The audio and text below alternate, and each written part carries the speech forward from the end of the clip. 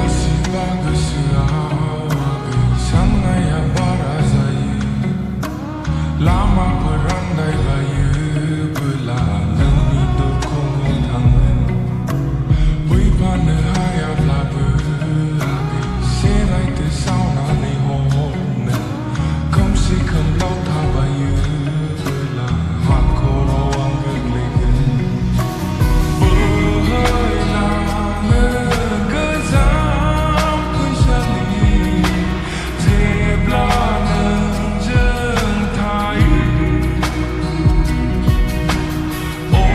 अख्रांनि हाथरखियाबो नोंखौ नुब्लानो माबोरै दं हायनारि आगै नोंखौ गोसोखांदों आं अन्नानै फोरमायहर दे